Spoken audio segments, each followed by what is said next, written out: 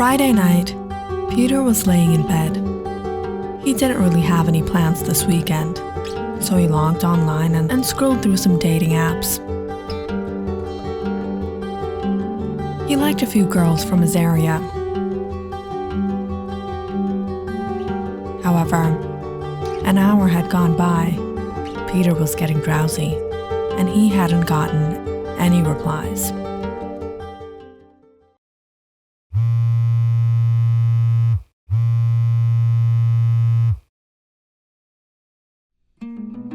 The next morning, Peter woke up to numerous notifications. One of the girls he had messaged yesterday had replied back to him. He was surprised to see Meg had liked almost every one of his pictures. The girl was 22 years old, went to the local college. Peter looked through her pictures again. She wasn't the prettiest girl in the world. As a matter of fact, she was only average, but it was alright. Peter wasn't Prince Charming either. But after chatting for a while, Peter couldn't seem to connect with this girl at all. Meg was a bit self-centered, but Peter wasn't looking for a long-term relationship anyways. When Meg mentioned going on a date that night, he agreed, and it was better than being home, alone.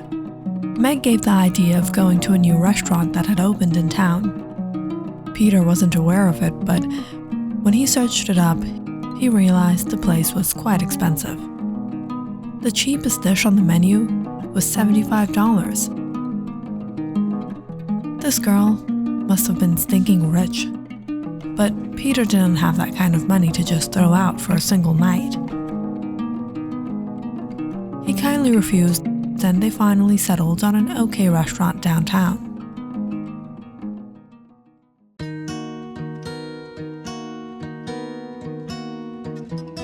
Peter was waiting at the table for some time when he noticed a girl walk in absolutely unfitted to be at this place. She was wearing clothes too fancy, heels too noisy, and perfume that smelled like $1,000, and a purse embedded with rhinestone. Peter nervously stood up and waved his hands. Meg? Peter? The conversation seemed to start out great, but soon it just turned into narcissistic talk about Meg, which Peter was getting a bit tired of. Things started to get weird when food arrived at the table. They had ordered grilled fish and mixed salad. Meg picked on her food for a while and then asked, "Can you cut the fish into bite-sized pieces and take the nasty onions out of the salad?" "What? You want me to cut up your food?" "It's just that I always have someone do this for me." Peter didn't know what to say, but he awkwardly cut the fish and poked the salad for raw onions. Meg was strangely childish, or did she have some syndrome Peter was unaware of? Because when they were out the door, it was like Peter had to take care of Meg. When crossing the road, this girl was oblivion of moving vehicles. The night at the restaurant was strange and uncomfortable enough, and Peter decided to bail out early. There was no way he was taking this girl back home with him. The look on her face darkened when Peter mentioned he had to get going. But she nodded and said, "See you again then, Parky." Parky? Meg was nothing but weird, and the type of girl that wasn't girlfriend material. What kind of person dresses like a princess to come to a shabby restaurant with a guy they just met online? Whatever the case, the night was over and Peter was back home and asleep.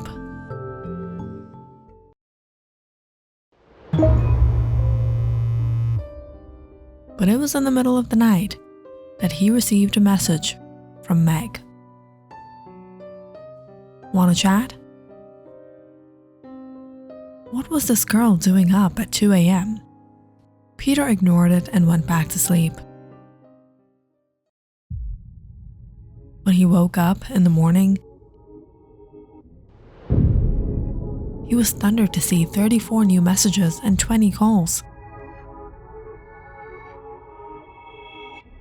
He finally replied, asked if everything was okay. He immediately got a reply, so fast it seemed that Meg was waiting for him. "I was just wondering if you wanted to get some ice cream together tonight. We can watch a movie. And then maybe ... What the freak was ... Peter was alright. There were numerous other girls he would rather spend his money on. "Hey Peter, wanna hang out?" "Hi Peter, let's meet up for lunch."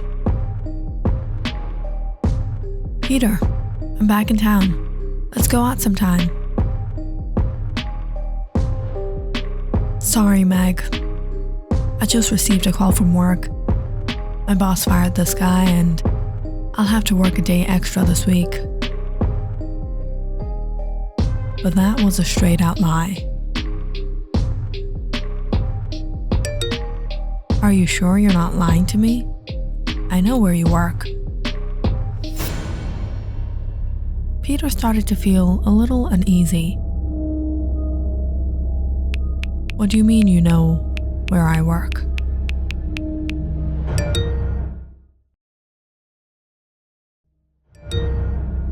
"At the SA Corporation, and it's always closed on Sundays. Have you been spying on me?" "That isn't really the issue right now. The issue is that you lied to me, and I don't like liars." Peter didn't reply to Meg after that. He just wanted to forget her. She was starting to creep him out.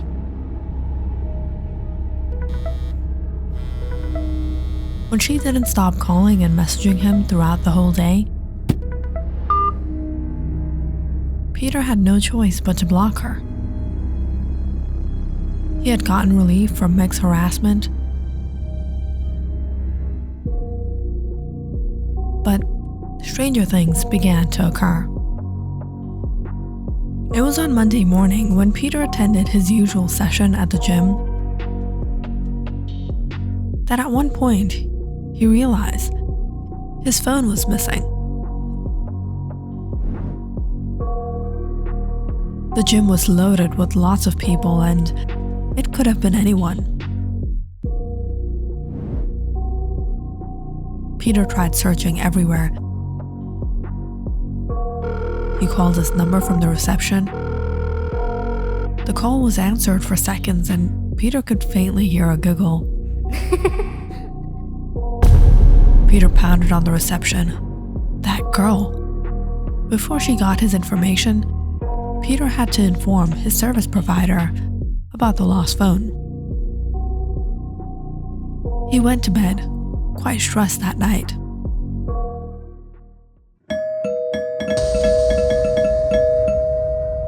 However, he woke up startled to find someone constantly ringing the bell. He opened the door to find no one,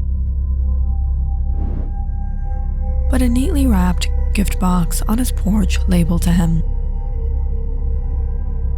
Peter took it inside and ripped it open.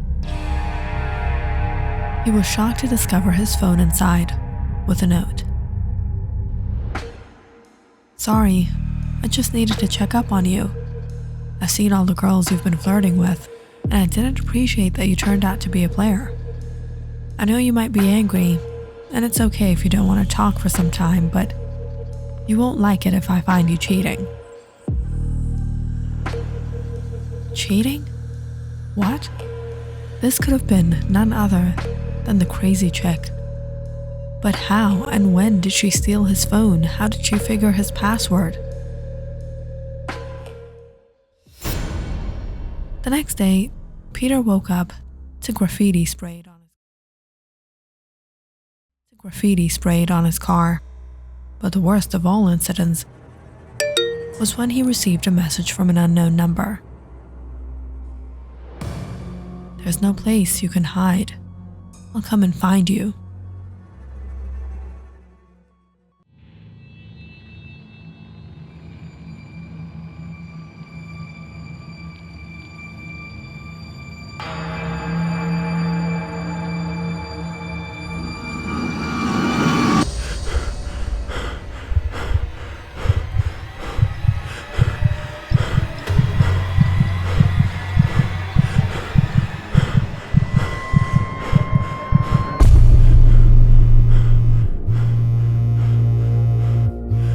Peter woke up to his phone vibrating. He was horrified to see someone had taken pictures of his house, his car, and lastly, him sleeping through his window. Why was this girl after him? What did she want? She's not that bad. Why don't you set her up with me? Dude, I'm telling you, she's a creep. I can't sleep anymore. There's no guarantee how far she'll go. I date more girls just to make her jealous. And what if she does something crazier? She's a 22-year-old girl. You're telling me you can't hold her down and call the police? Peter told his friends about the hassle he was going through. Unfortunately, they were not only of no help, but they joked around and set him up on another date. Peter was going to call it off until he noticed the girl was actually quite attractive. Peter just hoped she didn't turn out to be psychotic like Meg. Peter arrived to the theater at 7 and waited for Adelia.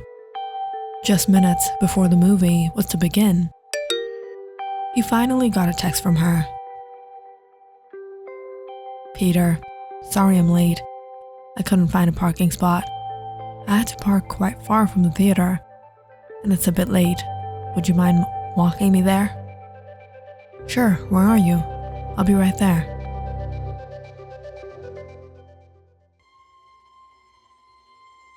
It took about 10 minutes to reach the location that Adelia gave him. However, the street was empty. "Where are you?"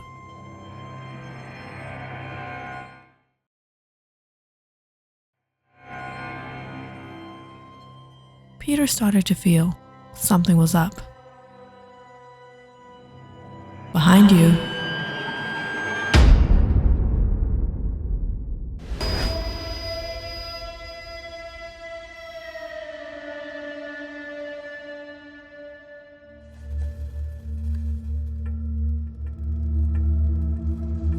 Peter woke up in a dark room. He was tied to a chair.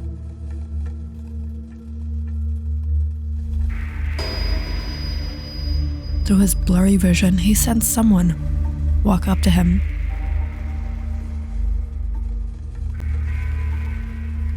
"Who are you? Where am I?" "I told you I wouldn't tolerate cheaters," said a coarse voice. Peter looked into the man's eyes, red in fury as he bent down. "You hurt her, I hurt you." Peter tried to rip loose of the ties. "What the freak are you talking about? Let me go. You have the wrong person."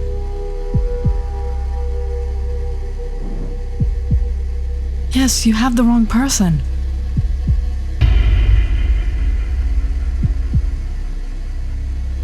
"You kidnapped her?" "Peter, who are these people?" "People?" Just then, Peter heard a familiar, spine-chilling voice. "Brother?" It was Meg. She twirled out of the darkness and laughed in joy seeing Peter.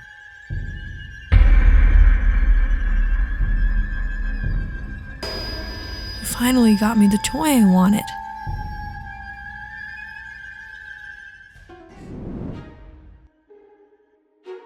Meg grew up under the care of her elder brother, Bobby, after their parents passed away when she was 11 and Bobby was 20. Bobby didn't have a good job or the education at first, but he was willing to sacrifice his share to make sure Meg never felt like she was deprived from any of her needs. Bobby had always been a little possessive about his little sister.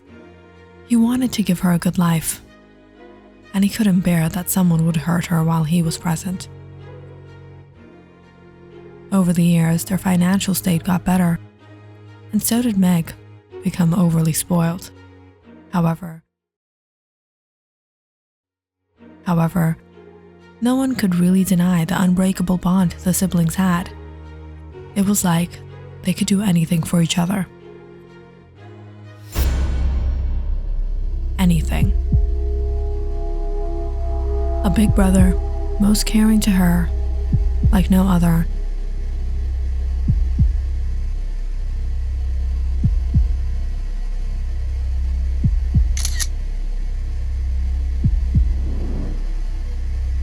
And a little sister, most adorable to him like no other.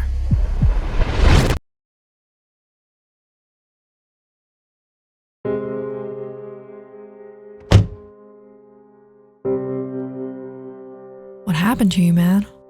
You haven't come down to the bar for weeks. The guys were asking about you." "Me? I've been quite busy. I met someone. She's great. I can't imagine life without her. It's like I found my soulmate." "Who?" "Peter? Where are you?"